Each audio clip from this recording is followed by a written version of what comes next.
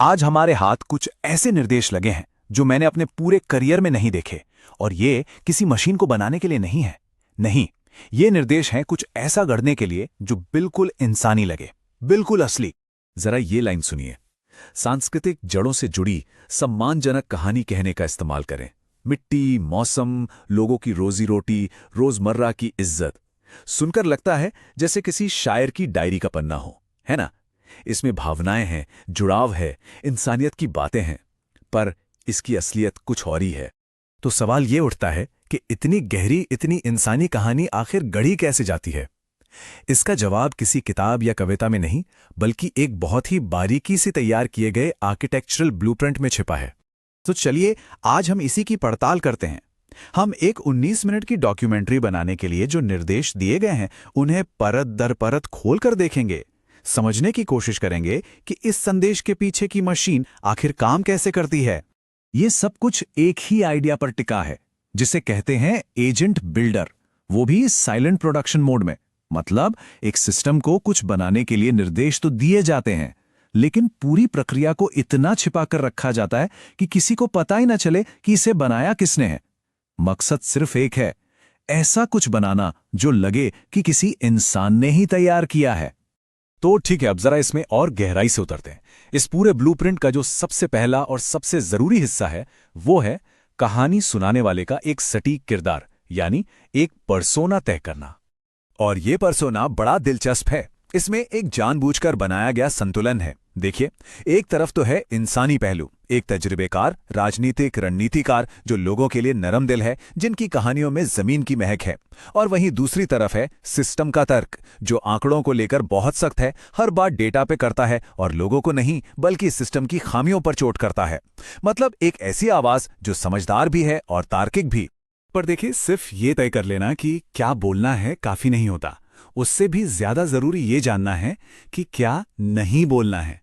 और यहीं पर काम आता है एक बहुत सख्त कंटेंट फायरवॉल। इस फायरवॉल का काम साफ है, ऐसी किसी भी भाषा, किसी भी शब्द को हटा देना जिससे ये जरा भी अंदाजा लगे कि इसे बनाने की प्रक्रिया स्वचालित थी। जैसे कि एआई, प्रॉम्प्ट, मॉडल, टूल, इन सारे शब्दों पर पूरी तरह से पाबंदी है। मतलब साफ है, जो बनाया जा रहा है वो तो जरूरी है ही, पर उसे बनाने का तरीका छिपाना भी उतना ही जरूरी है। तो किरदार तय हो गया, क्या नहीं कहना है ये भी तय हो गया। इसके बाद ये ब्लूप्रिंट पूरी कहानी का एक नक्शा बनाता है, वो भी मिनट दर मिनट।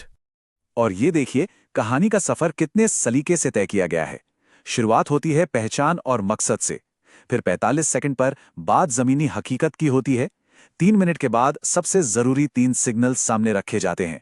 फिर नतीजों के पीछे के सिस्टेमिक कारणों का विश्लेषण होता है और आखिर में समाधान और भविष्य की एक तस्वीर पेश की जाती है। ये एक पूरी तरह से सोची समझी यात्रा है, समस्या से समाधान तक। पर यह ब्लूप्रिंट सिर्फ कहानी के ढांचे तक ही सीमित नहीं है। ये इससे भी एक कदम आगे जाता है। ये भरोसे और नैतिक मूल्यों को सीधे अंतिम उत्पाद के अंदर ही पिरो देता है। जैसे एक नियम है कि कहानी में 2 बार कुछ खास मूल्यों का जिक्र करना ही करना है। पहला, हमारे संवैधानिक मूल्य, जैसे हर व्यक्ति की गरिमा और जानकारी के आधार पर अपनी बात रखने की आज़ादी। और दूसरा, भारत के डीपीडीपी कानून के तहत प्राइवेसी और सहमति का सम्मान।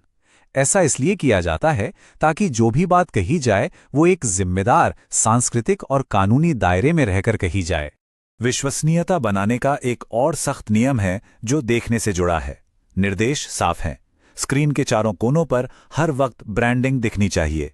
इससे एक लगातार विजुअल पहचान बनी रहती है और ये बात पुख्ता हो जाती है कि ये संदेश कहाँ से आ रहा है। तो अब हम उस आखिरी सवाल पर आते हैं जो शायद सबसे बड़ा है। ये सारे इतने सख्त, इतने सटीक नियम, ये सब मिलकर एक ऐसा नतीजा कैसे दे पाते हैं जो इतना इंसानी महसूस होता है? इसको एक तरह से एक रेसिपी की तरह समझ सकते हैं। पहला कदम, एक इंसान जैसा किरदार गढ़ो। दूसरा, एक फायरवॉल बनाओ जो सारी तकनीकी बातें बाहर रखे। तीसरा, कहानी का एक ठोस ढांचा तैयार करो। और चौथा, उसमें जरूरी मूल्य और ब्रांडिंग को सही जगह पर डाल दो। और यहीं पर इस पूरी बातचीत का निचोड़ है जो अपने आप में एक विरोधाभास है कि बेहद सख्त और सटीक नियमों का एक सिस्टम एक बहुत ही गहरी, मानवीय और सांस्कृतिक कहानी को जन्म दे सकता है। ऐसा लगता है कि नियम जितने कड़े हों, नतीजा उतना ही ज्यादा स्वाभाविक लग सकता है। और ये हमें एक बहुत बड़े सवाल के साथ छोड़ जाता है। अगर असलियत को यानी ऑथेंटिसिटी को इतनी बारीकी से गढ़ा जा सकता है, तो फिर असली होने का मतलब क्या रह जाता है? ये एक ऐसा सवाल है जो हमें आज के इस दौर में कंटेंट के भविष्य और असलियत के मायने पर सोचने के लिए मजबूर करता है।